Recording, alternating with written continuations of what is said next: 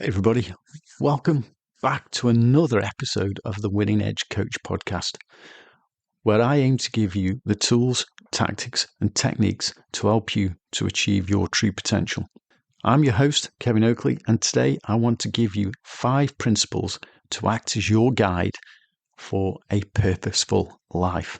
The principles are grounded in ancient wisdom, but are relevant to living in the modern world. Welcome to the Winning Edge Coach podcast. I am Kevin Oakley. As well as being your host, I'm also a peak performance mindset and life coach. In each episode, I want to share with you the tools, tactics and techniques to create a winning edge mindset to help you to live the life you are meant to live.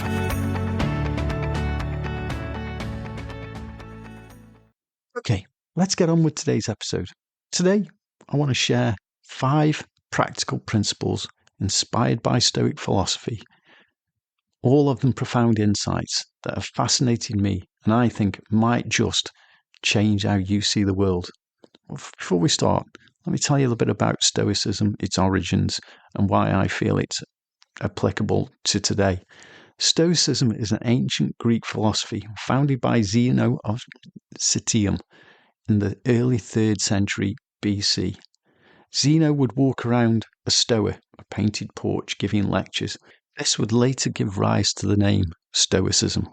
Stoicism offers timeless wisdom that remains remarkably relevant in our modern world. At its core, Stoicism emphasizes living in harmony with nature, cultivating virtue, and maintaining emotional resilience in the face of life's challenges. I came across these 5 principles some time ago. The moment I read them, they resonated with me. I instantly felt as if they could act as a compass in day-to-day life, not just when life is going well, but also during life's times of challenge when life got tough and resilience was required. And each of these principles I felt was relevant to today, was relevant for me, and have a bearing on the direction of my life and how I dealt with adversity. And I felt it appropriate as we come close to the end of 2024 that I share them with you so that you can get the benefit of these 5 principles. What I want to do in this episode is introduce you to each of the principles, explain why I feel they're relevant to today and how you can apply them to your life, but also give you a tool or technique to actually embed the principle into your day-to-day life and make it applicable and make it usable. Just a word of warning now that there will be some of these exercises where you'll need to get out a pen and paper, maybe pause the audio and spend some time pondering over the answers to various questions. So if you're driving, you might want to save this episode until you can actually put some time to one side and have some quiet time to actually focus on it. Or you can actually listen to it while you're driving as an initial run through and then come back to the episode again later on when you've got more time and literally stop the audio when you need to answer the questions and give yourself time to reflect on the answers and what it means to you. Okay, let's not labor love anymore. Let's get into these 5 principles that are based in Stoic philosophy that could act as the compass on your ship of life. Principle number 1, cultivate a sense of purpose. Now, developing a sense of purpose is crucial for leading a fulfilling life. If you know what your purpose in life is, you'll be more satisfied, more driven, more motivated. In fact, research consistently demonstrates that having a strong sense of purpose in life is even associated with increased longevity and better health outcomes. Let's unpack that a little bit further. Multiple studies have found individuals with a higher sense of purpose have a lower risk of all-cause mortality. A study of over 6,000 participants showed that those with a greater purpose in life had a substantial reduced risk of death over a 14-year follow-up period. The hazard rate for individuals with high purpose scores was about 57% of those with low scores. Another large-scale study of 13,159 adults over 50 revealed that those with the strongest sense of purpose lowered their risk of death by 15.2% compared to those with least sense of purpose. So we're already beginning to see that having a sense of purpose actually impacts on health. But why is that? Well, such research seems to indicate that people with a strong sense of purpose are more likely to engage in health-promoting behaviours such as physical activity, preventive care, and avoiding bad habits, smoking, drinking, etc. Also, there's a theory that having a purpose and knowing where you're going and what your aim is actually acts as a buffer against stress in the busy hubbub of life. If you know what your purpose is and why you're doing what you're doing, that can buffer against the challenging times and make you more resilient. Also, there's the element of psychological well-being. Having a sense of purpose is associated with greater psychological well-being, which, of course, in turn impacts on physical health. But just let's dwell on that physiological, which is not easy for me to say in this episode, well-being. Just feeling, having that knowledge, you know what your purpose in life is, where you're going and what you're doing and why you're doing it, how that makes you feel. If you know in the morning why you're getting out of bed that day and what your purpose in life is and where it's taking you, you will feel so much better. And as I said, you've got all those other benefits: health, stress reduction. So having a purpose provides direction and motivation, and it helps you to prioritize your actions and make meaningful decisions. This principle aligns closely with the Stoic philosophy, which emphasizes the importance of living virtuously in accordance with nature. The Stoics believed that by identifying and pursuing our purpose, we could achieve what they called a state of human flourishing, which, if you think about it, if you know what your purpose is and why you're getting up in the morning, what your aim is, your end goal, you will flourish as an individual. I want to introduce you to the It's a Wonderful Life test, which can be a powerful tool for individuals to identify their life purpose and understand their impact on the world around them. Very poignantly for the time of year, I'm recording this episode in December, and it'll be coming out in December. It gets its name from the 1946 film It's a Wonderful Life, which main character was a man named George Bailey, who was on the verge of what he perceived as ruin, and actually was shown by a guardian angel what impact his life had had on other people. So again, ties very strongly in with that sense of purpose. And if you're an individual that is struggling to understand what is my purpose, why am I here, for the deeper question, It's a Wonderful Life test can be a very powerful way, a very powerful tool to give you that sense of direction on what your purpose is. Now, you do need to invest some time in this. So let me set the scene. You need to find a quiet space. You need to choose a location where you won't be interrupted, allowing for deep reflection. You'll also need a pen and paper. Now, once you've found this quiet space where you're not going to be interrupted, you've got your pen, you've got your paper, maybe a coffee or a tea ready, I want you to ask yourself, how would the world be different if you had never existed? I want you to reflect deeply on that question. Consider the various aspects of your life, your relationships. How will this have impacted friends, family, colleagues, etc.? I want you to spend time on this. Think deeply and widely on that particular question. How would the world have been different if I had never existed? Think about the people you've influenced, the impact you've had on their lives. Work. What contributions have you made in your professional life? If you'd not existed, how would those have developed or not? Your community. How have you affected your local community or your local groups? Or think about your hobbies you're involved in. How have you impacted on those and the people that integrate with those hobbies? And then consider the broader impact. How have you influenced any larger causes or movements, charities, etc.? Write it all down. Document your thoughts and insights as they come to you. And now, what you now want to do is sit back and start to look for patterns. Analyze your writings, what you've reflected on. Identify any reoccurring themes or areas where you've made the most significant impact. Maybe in work, it's how you've coached individuals from starting the company to becoming executives or going on to great things.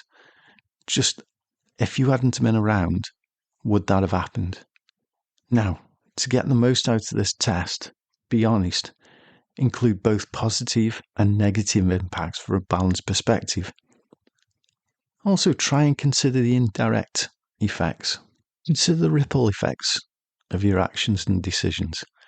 Try to imagine different scenarios, how various situations would have played out or unfolded without your presence, or would they have occurred at all. The benefit of applying this test is you highlight your unique contributions to the world. It reveals your core values and what truly matters to you, where you've invested your time. And it will also provide you with clarity on areas where you made the most meaningful impact, which can help to guide your future decisions by aligning them with your discovered purpose. This exercise can help you to gain a deeper understanding of your life's purpose and the value you bring to the world, which can be a powerful motivator, and it can also guide your future actions and decisions. Just knowing what your purpose is, what drives you, where you want to go, has all those benefits we talked about earlier. Better health, greater longevity, motivation. So that was insight number one, or principle number one, know your purpose. Our next principle for a purposeful life is accept what you can't change. Accepting the things that are beyond our control is a fundamental aspect of emotional well-being and stress management. This principle encourages us to let go of futile attempts to control external circumstances and instead focus our energy and responses and our actions. This concept is deeply rooted in Stoic philosophy, particularly in the teachings of Epictetus, who emphasized the importance of distinguishing between what is within our control and what is not. Stoics believed that by accepting the unchangeable aspects of life, we could achieve greater peace of mind and emotional stability. In our day-to-day lives, there's a number of things that we cannot change.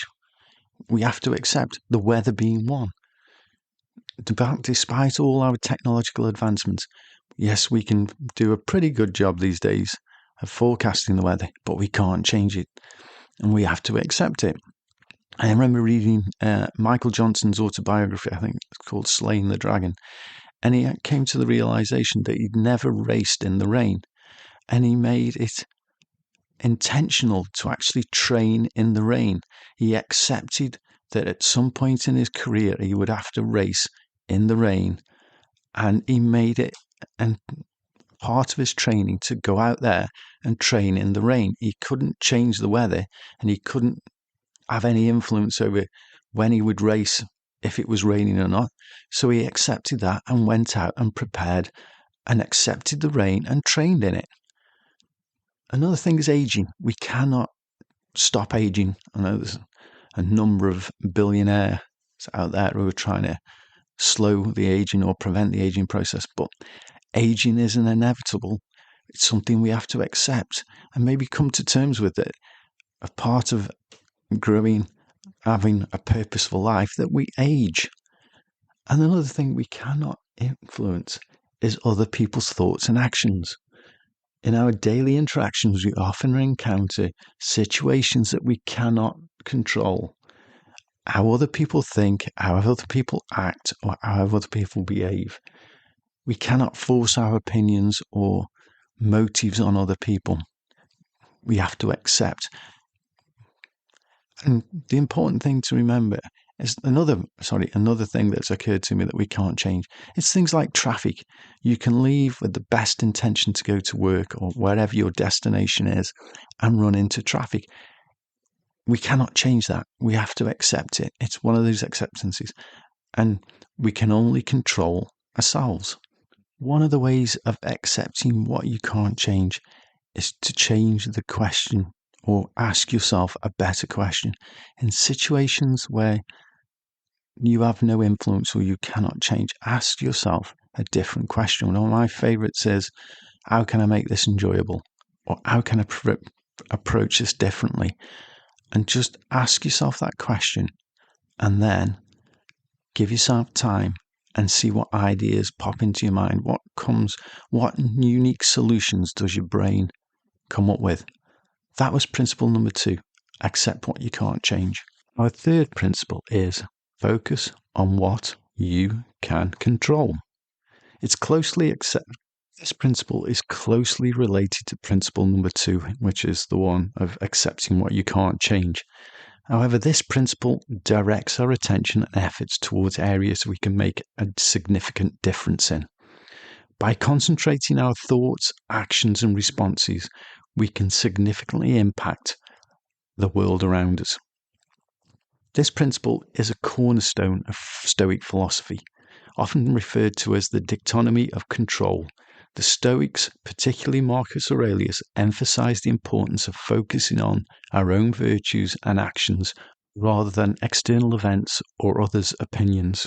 I find this particularly good in times of overwhelm or when you've just got that much to do that you're struggling to put your attention in one place. By actually focusing on what you can control can direct your actions. And sometimes it's a case of taking that step back. One of the great stories I once heard of that of Stephen King, who was early in his career. King faced countless rejections for his work. But instead of becoming discouraged by the thoughts or opinions of the book publishers, King just focused what he could control, his writing. And he continued to hone his craft. And eventually, as we all know, he's become an household name and one of the best-selling authors in the world. How can you build this principle in your day-to-day life? I like to use an exercise called sphere of control. The sphere of control exercise is a powerful tool for building resilience, reducing stress, and improving focus on actionable areas of your life. This particular tool helps you to identify what you can directly influence, leading to increased productivity and greater sense of empowerment. It's a really simple process. It's all a case of finding is a piece of paper, a pen. You actually then name the situation you are in, identify the circumstances, what is causing you to feel the way you're feeling. So at the top of the page, name the situation. What is it that is causing you to feel the way you do? Next, you identify what is outside of your control. So with that situation, you just write down everything that is outside of your control. It could be, if it's a project you're involved with, that could actually be the specific confines of that project or parameters you have to work within to get the project up and running. It could even be the behaviors of other people, or it could be just something external, such as the weather, traffic, etc. The next thing, you identify what is inside your control. I list the elements you've got direct control over. This could be your mindset, what actions you need to take, what proposals you need to write.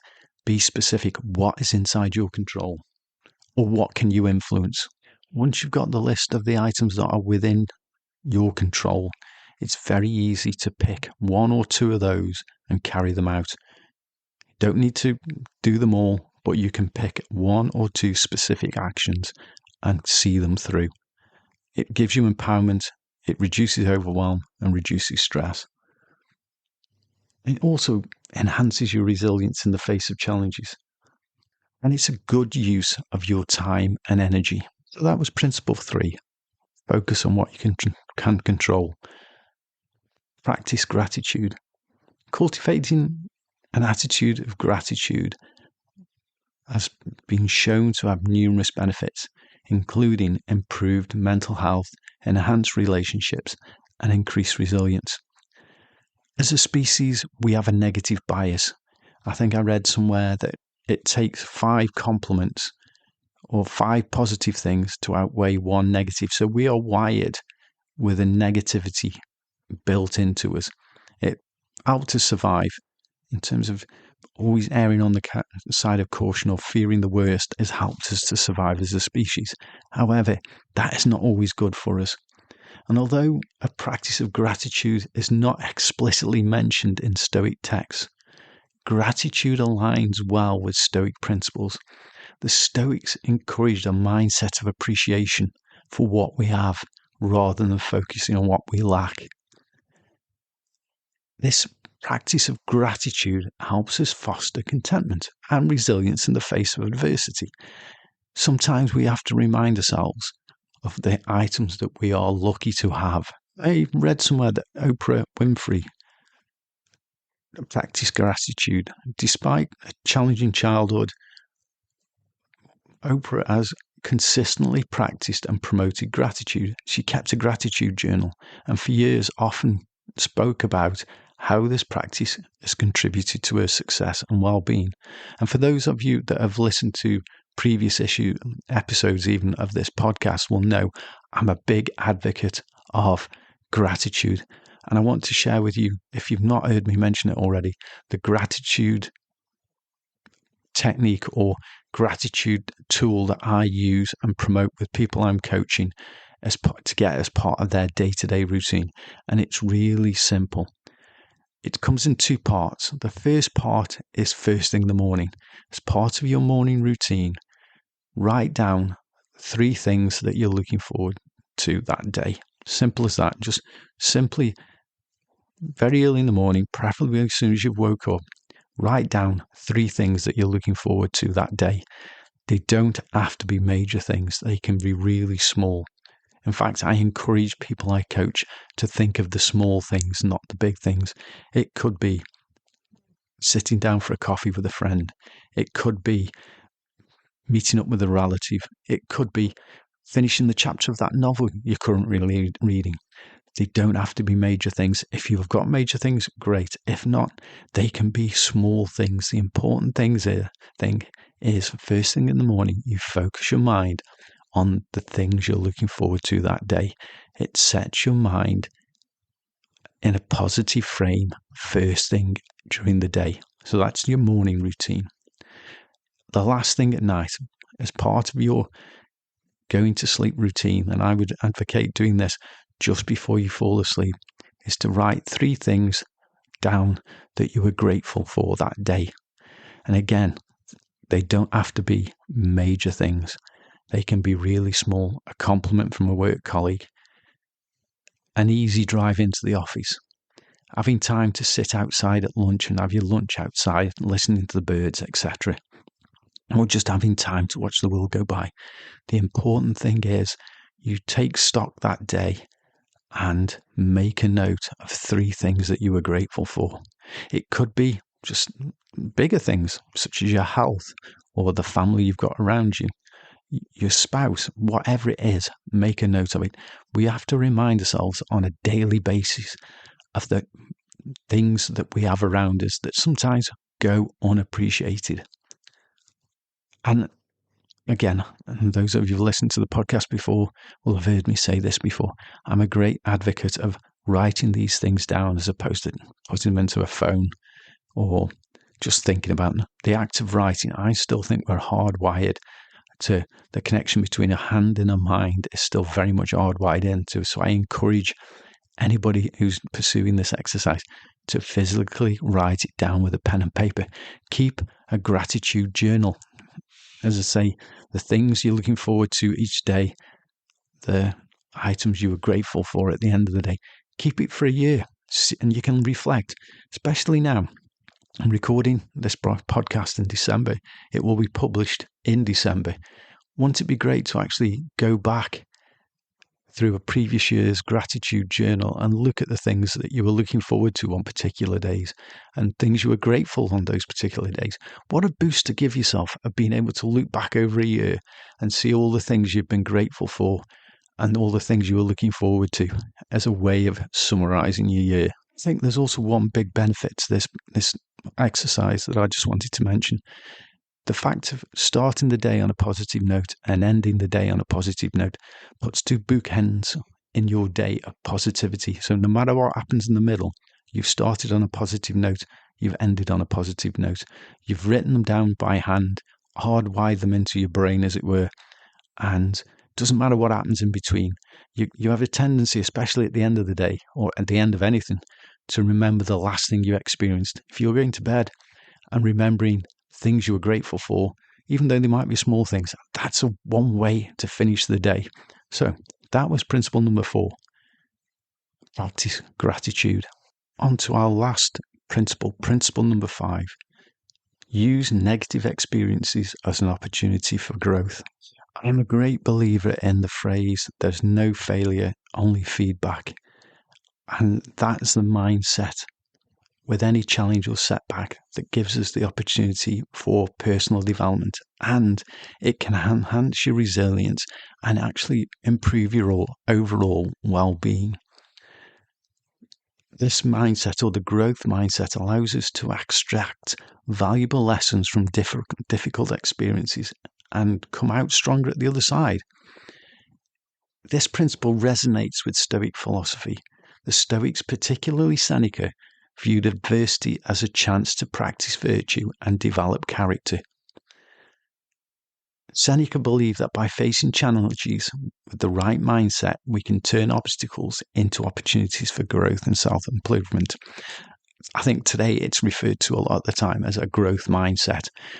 If you've got a growth mindset, you've got the opportunity to actually extract those lessons from the situation you're in and actually use those to move forward to improve yourself and become more resilient.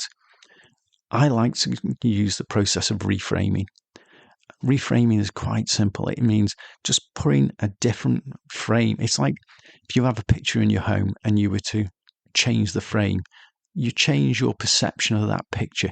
And it's the same with a reframing mindset. By changing the way you view that situation, you actually change how you perceive it and the lessons you can gain from that experience. So what you need to do for this reframing exercise is identify the negative experience or thought, and then ask yourself, what benefit or lesson can I learn from this? Or how can I get the best out of this situation for me? As I said, sometimes by just changing the question we ask ourselves and asking a better quality question, we get a better quality outcome. So whenever you're in a challenging situation, sometimes it's worth, again, and you're going to get fed up of me saying this, but grab a pen, grab a piece of paper, write at the top what the situation is that you find yourself in, name the situation, and then write, what benefit or lesson can I get from this situation? Pause, let your logical brain, and sometimes your unconscious mind as well, start to present or let things bubble up that you've not even thought of, and get them down on paper. What are the lessons you are learning from your current situation? Reframe this situation to actually extract the lessons and maybe actions that you can take forward as part of the situation you're in. By just spending 5 or 10 minutes with a pen and paper and identifying what you can do to get the best out of the situation for you, can make a tremendous difference to your life. I once read, and I don't know how true this story is, but I love the metaphor. It's a story of a student who one morning he woke up and found himself in a police cell. It turns out the night before he'd got extraordinarily drunk, which is something he was prone to doing, and he'd got himself into a fight. Subsequently, he was arrested. So he woke up the next morning, sobered up, and found himself in a police cell. This story took place somewhere in the United States, and it was relayed to me as a true story. I don't know how true it is, so please treat it as a metaphor. And the first thing that came to his mind at the point of waking up in that police cell was he was at university. The university would kick him out. He would lose his place. He was more than likely not going to be able to get the job he wanted and was going to be stuck in low-paid, mediocre jobs for the rest of his life. However, he then changed or reframed his situation, and he asked himself, how can I get the best out of this situation for me? What can I learn from this situation to actually move things forward and get a better outcome? Or even ask himself, how could he get a better outcome from this situation? So he reframed this situation from a very dire, very dark place to actually identify some positive actions and growth and personal development he could get from that situation. And there was a number of things that, as he lay there in that cell, that came to mind. One, he knew he had to go before a judge, and he knew he would have to be honest, and there's no point trying to lay the blame anywhere else, is to take personal responsibility for his situation and go in front of the judge and basically put himself into the judge and say, yeah, I'm totally accountable for this. And he also identified another thing he needed to do, and that was to stop drinking. Because he'd come to the opinion that if he carried on drinking, at some point, it would be far worse than waking up in a police cell. At some point, he would probably lose his life because of the way drink impacted his character and caused him to turn violent. So he knew he would have to go before the judge and say, this is never going to happen again. I've learnt my lesson. I will not drink again. The other thing he identified, he needed to go through a similar process with the university and go before them, again, apologise, and say that he would now focus all his attention on his university work, and that would be, he had learnt his lesson, and that would now be his main focus, to come out of the university with the best degree he could get. Those are the actions he took. That's what he learned from that situation. He took those actions. He went before the judge. He promised the judge that he'd learned his lesson, and he did stop drinking and never drunk again. And when I read the story, to that date, he had not touched alcohol since. And then the judge actually didn't let him off, but gave him what in the UK we would call a suspended sentence. So as long as he didn't get in trouble again for 12 months, whatever it was, he would be okay. He went before the university and again expressed to the university that he'd learnt his lesson. The university let him stay and carry on with his degree, and he fulfilled his promise on 2 counts. He never drunk again, and he threw himself into his degree and came out with that degree. And he then went on to get the job that he'd always dreamt of. And as he said, because of the fact that he stopped drinking, he never got in trouble again. And part of him knew that if he carried on with his ways with alcohol, he more than likely at some point would have lost his life, either in a fight or, due to drinking under the influence. So, as I said, that story was relayed to me as being true. I don't know how true it is. I like to use it as a metaphor for the growth mindset, and that asking you, reframing your situation to ask yourself the question to get the best options for you. And I think it illustrates it perfectly, but it's a good one to show that there's no failure, there's only feedback. And that was one of the best examples of feedback from any situation I can think of. So that was principle number 5. Use negative experiences as opportunities for growth. Before we wrap up today's episode, I just want to go back over those 5 principles because I think it's important that we remind ourselves exactly what they are. So principle number 1 was cultivate a sense of purpose. Stoic principle number 2 was accept what we can't change. Principle number 3 was focus on what you can control. And number 4 was practice gratitude on a daily basis. And 5, use negative experiences as an opportunity for growth. That's it for today's episode. Thanks for listening. See you next time. That was the Winning Edge Coach podcast. Thanks for listening. If you enjoyed this episode of the Winning Edge Coach podcast and you'd like to help support the podcast, please hit the subscribe button and if possible, leave a rating or a review. Also, please feel free to share the podcast with others and post about it on your favourite social media platform. To catch all the latest from me, you can follow me on Twitter @WinningEdgePod. Thanks again. I'll see you next time.